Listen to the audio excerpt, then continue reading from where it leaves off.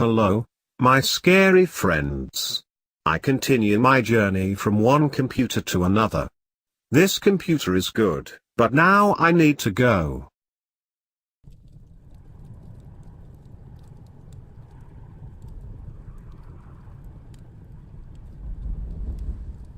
My local internet cafe is not much of a sight to behold. I think that's what may have contributed to it shutting down for a couple months back in June. The exterior was reminiscent of an abandoned shack with its dilapidated appearance and broken windows. However, after they cleaned up the inside, I definitely saw some improvement. Sparkly clean tile floors and beautiful mahogany countertops filled the cafe with a sense of ease and elegance. I always got plenty of work done in there, so the shop's grungy look never bothered me much. But it was nice to have a change of scenery once the cleanup was done. I was probably the only regular at the cafe, venturing in on almost a daily basis. Plenty of other folks cycled in and out, but nary a familiar face would show up. This was fine since I only went there to edit my vlogs and website on occasion. Striking up a conversation with someone recognizable was not on the agenda, ever.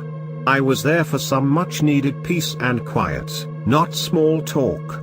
Though I had Wi-Fi at home, the thin walls that did little to muffle my father's drunken ramblings. The cafe was my escape from the unwanted noise. I strolled in on a Saturday morning, just 5 days after the grand reopening. I was feeling pretty groggy, still recovering from a cold I caught during the week. The humid August air didn't help matters. Because of this, I decided to grab a coffee before getting my things set up. I walked across the glimmering, newly replaced floors and heard them squeak under my sneakers. I laughed a little to myself, almost tempted to start turning in place just to hear the sound a few more times. No, I told myself, grow up. I ordered my coffee and took a look around the room while I waited for it. I took a mental note of how many faces were in the cafe with me. I was surely going to grab a quiet little table in the corner, away from these strangers. Small iced regular? The barista held out my coffee and straw. Thanks, I said plainly. I threw down a couple of quarters as a tip and strolled on over to the table I wanted. I spent the next few hours clipping and splicing my videos from the days previous. I was doing a week-long series about the gym I go to. Basically workout tips and some comedy bits with my buddy Jake who works the front desk. I found myself laughing out loud over a protein shake skit we had done. I may have drawn some attention to my little corner of the room. Though the staring eventually subsided, I felt it best for me to leave, as I had been in there much longer than usual. I reached down and unplugged my laptop charger, and that's when my hand brushed up against something. Confused, I took a look at my table to investigate.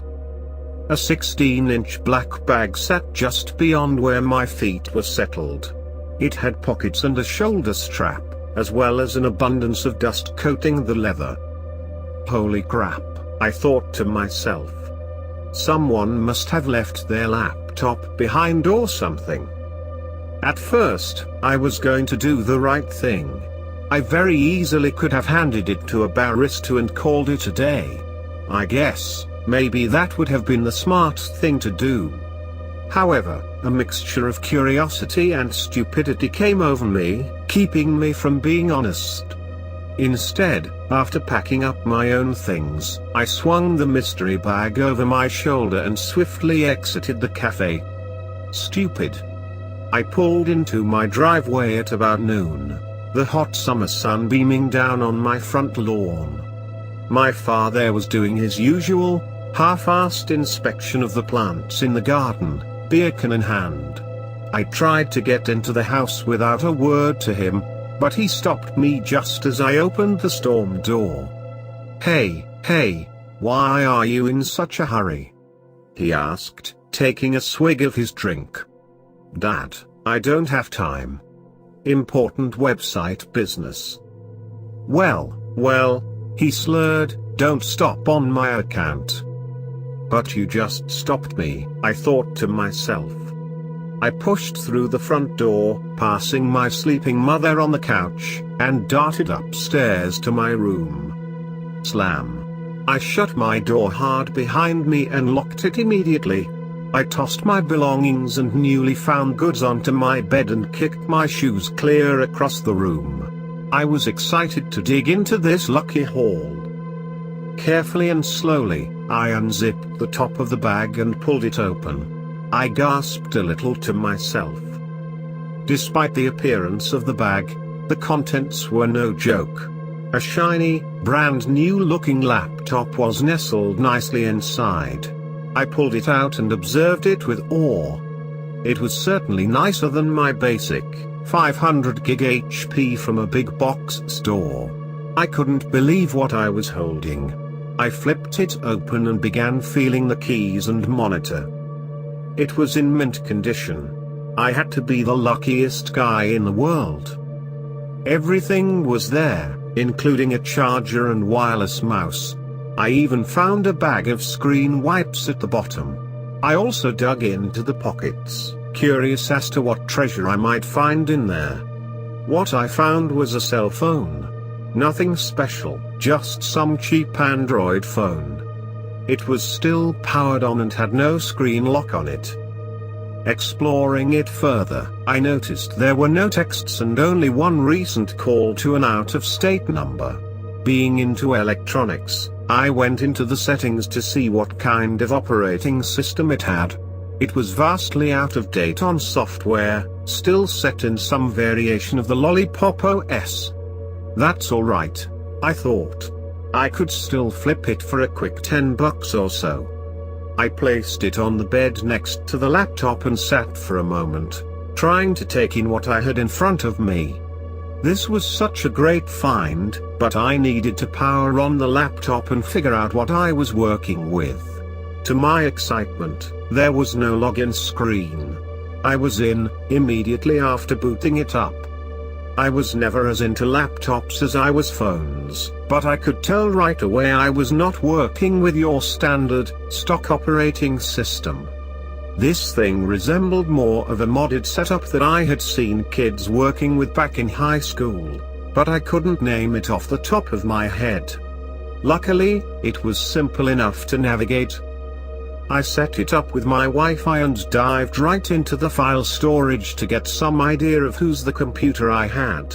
I was disappointed for just a few moments, but after clicking around a bit, I did find a folder labeled A. Inside was one JPG, titled 1 by 1. Intrigued, my stomach did a little flip as I opened the image. I was puzzled by what I found. It was a screenshot from a website. It looked like a post in some forum, from a user named unknown and 4 with nothing but phone numbers listed and 0 replies. Underneath the list was the tagline, "You know who you are." Scanning the image for answers, I noticed the address bar for the site. It seemed to be a nonsense string of characters followed by a onion extension. Onion? Wasn't that a parody news site or something? I wasn't too sure, but I decided to dig a little deeper. I clicked on the X at the top, taking me back to the desktop. That's when I noticed another folder. This one was labeled Pics, which stirred up some more thrills in my bones. Yes, I cheered to myself. This would more than likely reveal the owner's identity. I became disappointed as I clicked through the pictures. There was no human life, just shots of different places and scenery. This included a dark image of a barber shop, a path in the woods somewhere, and even someone's garage. What really caught my eye was the last pic. It was the cafe. My stomach started doing acrobatics now, my heart racing. Why were there random pictures in this thing? Why was there a screenshot of a message board with a list phone number? The files just weren't adding up for me, but I hatched a half-baked plan. I didn't know if it was going to end the mystery, but I couldn't help but pry. I pulled up the pic with the phone numbers, grabbed the Android phone, and dialed the first number at the top of the list. After only 2 rings, I was greeted with silence. Strange, I thought, but I pressed on. I dialed the next number on the list. This time, it rang 5 times before I got a generic inbox greeting, with the phone number listed. Interesting, but I hung up before I heard the beep. I grew bored of dialing the random numbers. I decided to take a break and put the laptop and cell phone away for a little while. I knew I'd come back to it later. Once the evening rolled around, I waited for my parents to go to bed, and then fixed myself up a snack. This was pretty much a nightly routine of mine. I clicked on the TV as I usually did and settled on the first news channel I scrolled to. This is when things took a turn for the weird. A breaking news story was displayed on the screen, one from the next town over. Young barber, age 25, found murdered at work. Damn, I shook my head, that sucks. A female news reporter was on the scene, outside of the barber shop where it took place. Wait a second. I couldn't believe my eyes. That barber shop. It was the same one from the pic on the laptop. I was sure of it. I put my plate down on the coffee table and raced upstairs to grab the computer. I booted it up, clicked on the folder of pictures, and then the photo in question. I ran back downstairs with the laptop in hand and held it up to the TV screen. Yes, it was definitely the same barbershop. Wow, what were the chances of that?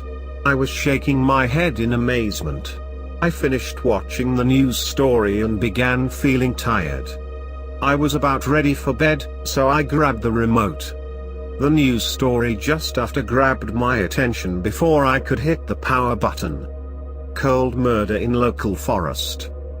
This one was also nearby, just over the bridge in the opposite direction.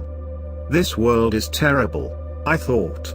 I hadn't seen 2 stories like that back to back in a long time. That's when it hit me. I scrolled over to the picture of the woods in the same folder. Then, I waited to see if the news story included the location of the homicide on video. Though I didn't get anything solid to compare it to, I was definitely getting weird vibes. First a barber shop, and now a forest. I had to be grasping at straws, though. Right? I decided it was bedtime. I had a pretty restless night of sleep, tossing and turning and kicking my covers to the foot of my bed. It was hot and humid and I kept waking up with the sweats. Needless to say, I was in dire need of coffee the next morning. I was probably smart to leave the strange laptop at home, grabbing my own equipment as I headed out the door. I drove rather quickly to the cafe, eyelids still heavy. I got my regular coffee and sat down at my favorite booth in the corner. Only one other person resided in the building, apart from the baristas at work. It was nice and quiet and felt peaceful. Good contrast from my evening snack and sweaty night of interrupted rest. Still, my mind couldn't help but wonder. The web address from the screenshot I found came rolling into the forefront of my thoughts. What was that onion domain all about? Why did the web address make no sense? It was something like code in flux with random numbers and symbols after it. This was meaningless to me. I decided to do some research. I couldn't recall the exact website, but I remembered their onion extension, so I started from there. I was immediately blown away.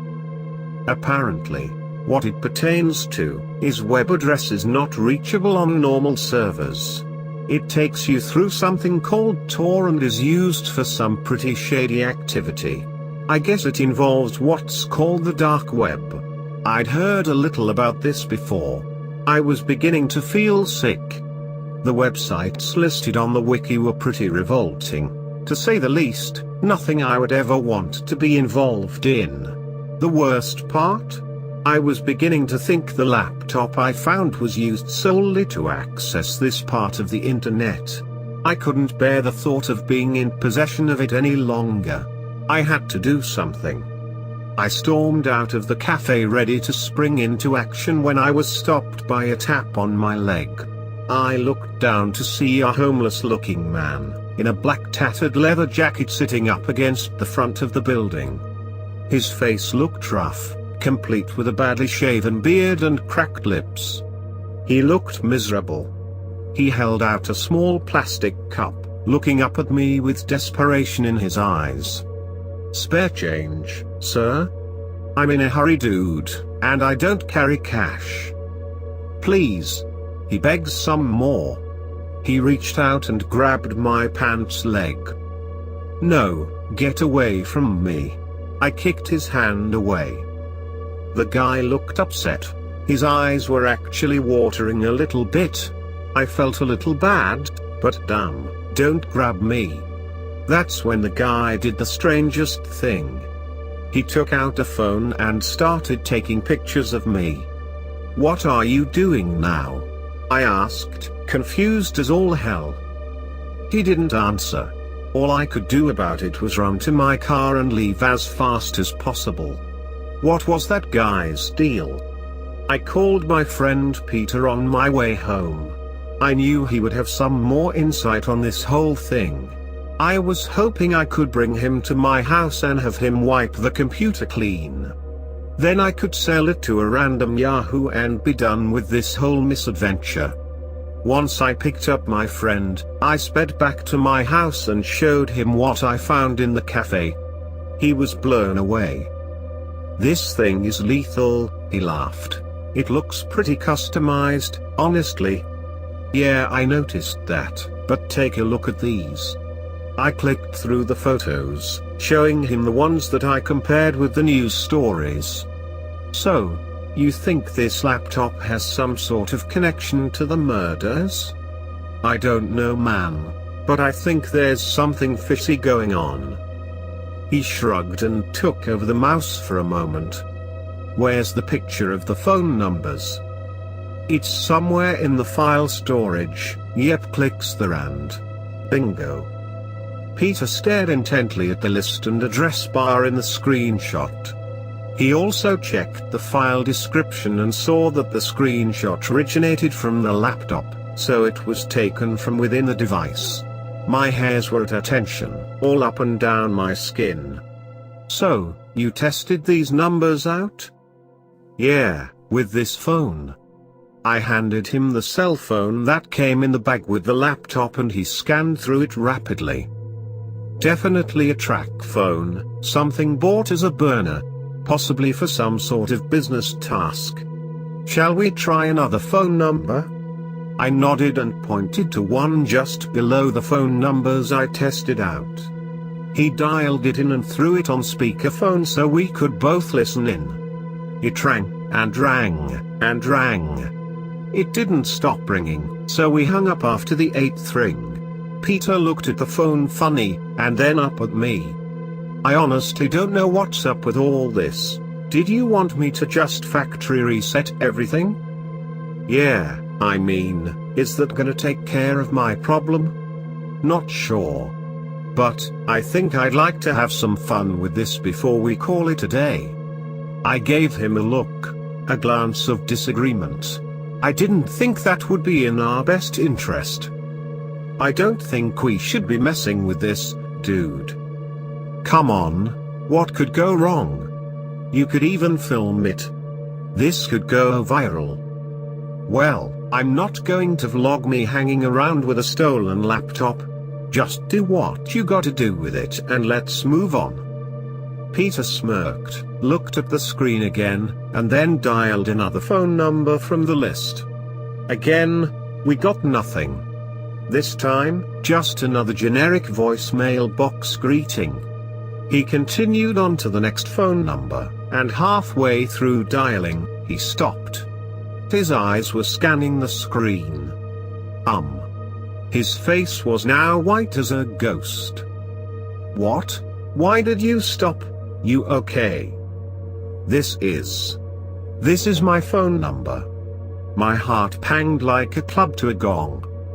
That can't be. I scooted over next to Peter and observed the screen. He was right. Just to be sure, he finished dialing and hit send. He put the phone up to his ear and waited. Just as he suspected, his pocket lit up and his ringtone sang away. We both looked at each other in shock. Dude. My hands were shaking, and my mouth was agape so far, I think my jaw was brushing my bed sheets. "How?" is all Peter could muster up from his racing thoughts. "This is unreal, I don't like this at all. Just wipe the hard drive and let's be done with it." "Wait!" he shouted while looking at the screen again. My heart sank some more. I had a feeling about what he was about to say. "What? Don't tell me." He didn't say a word, all he did was start frantically dialing another number. That's when I felt it, my pocket was now vibrating. I gulped so loud that I flinched. I reached down and pulled out my phone and answered. I held it up to my ear. "Peter," I said through the receiver, looking at my visibly shaken friend across from me. "This is messed up," he responded through the burner phone. I ended up driving Peter home shortly after. He had handed the phone over and told me he wanted to leave and take everything in. He left the laptop with me and told me he'd rather not mess with it. We decided to meet up at the cafe and drop it back off right in the morning. We'd wake up early and hopefully be the first ones in.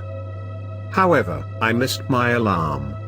Apparently, I also missed 10 calls from Peter. I opened up my messages and noticed the 4 texts he'd sent. Damn, I had to get going and fast. I had already packed up everything the night before, so all I had to do really was throw on a t-shirt and shorts, and head to the cafe. As I turned the corner to where the cafe was, I had to hit the brakes pretty quickly. What I saw on that road was nothing but cops and ambulances. There were roadblocks set up on either side of the ambulances, and the cafe was barricaded. What in there? I was thinking out loud. This was crazy. There were people with their hands on their faces, looking scared and sad. I pulled over into the grocery store parking lot across the street and then walked over to the scene to get a closer look. I assumed Peter was doing the same thing. I ended up in a crowd of onlookers next door, looking at the scene before us. There was blood splatter on the front doors of the cafe and some papers, among other belongings, strewn all about. More blood covered the ground. Jesus, this was a damned massacre. I could hear the people beside me whispering to each other about what was going on.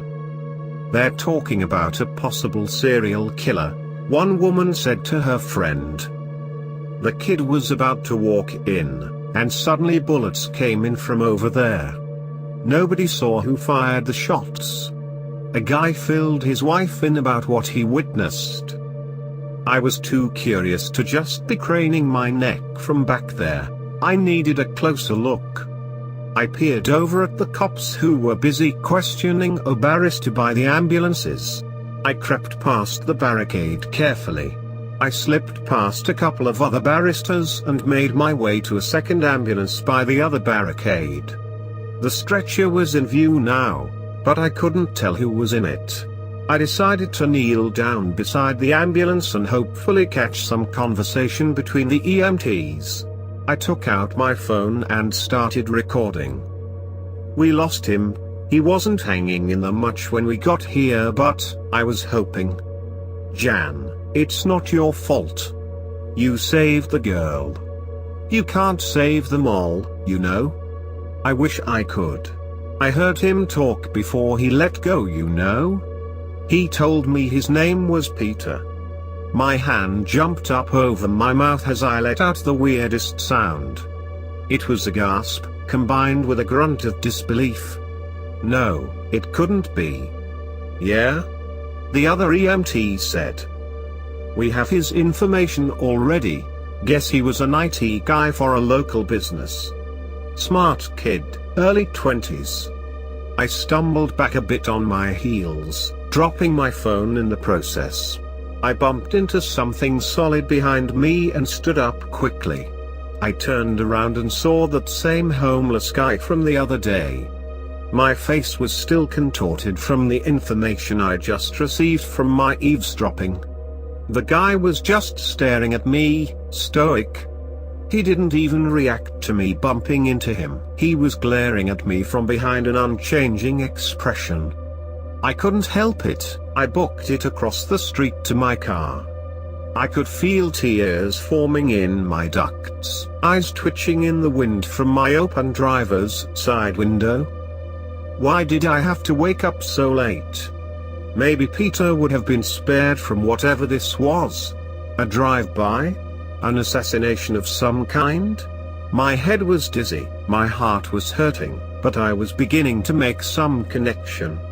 The pictures on the computer, the phone numbers, the murders. Everything. I was getting an idea as to what it was I was dealing with. The stuff about the dark web, the strange laptop, and the phone numbers. I arrived home, heartsick as all hell. My friend was murdered today, and I couldn't stop it. Maybe if I had never grabbed the computer from the cafe, he'd still be alive. Maybe if I hadn't been so stupid, I could have handled this whole thing differently, and he wouldn't be dead right now. To top it off, I realized I left my phone at the bloody scene. I groaned and threw my head back in the driver's seat. Now what? Well, the phone is near some cops and the EMTs. Maybe if I call, they'll believe I dropped it before they got there and I won't get in trouble. I reached back and grabbed the burner phone out of the bag and started to dial my phone number when I suddenly had a thought. If the phone numbers we dialed somehow had something to do with the murders, that must mean... I grabbed the laptop out of the bag, my heart racing and body profusely sweating in fear. This whole thing was unreal. The fact that I was right in the middle of it was even worse. I clicked onto the folder of pictures of scenery from earlier. Again, my eyes scrolled across the picture of the barber shop. Then the forest. Finally, my eyes got to the picture of the cafe. Yes. The phone numbers and these locations have to somehow be tied together, but I didn't know how. Why was this happening? I was about to leave the folder, but then a small thumbnail at the end of the list of pictures caught my eye. I hovered the cursor over it and opened it up. With some cloud service, the image was revealed. My jaw dropped in utter horror. A picture of my house. I was looking at a picture of my front yard and home. I hadn't noticed this before. Why hadn't I noticed this? Over in the top corner was a link, one that opened up the full cloud folder from some email made up of more gibberish characters. This folder contained more pics. Pics that were very different from the others. No way. I shouted out loud, face contorted in anger and fear all at once. Pictures of me. Pictures of me looking directly at the camera, others in my car. The last ones were of me sneaking into the crime scene at the cafe. That guy. That homeless looking guy from the other day, and behind the ambulance. I have his laptop. He was watching me. How did he tie into these murders? My silent tirade was interrupted by the sudden sound of a jingle to my right.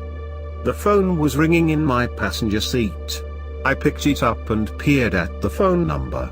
I couldn't handle this anymore, I just couldn't take it. It was my own phone number. Grudgingly, I decided to swipe and answer the call. Who is this? I stammered. A gravelly voice answered from the other end. Spare change, sir?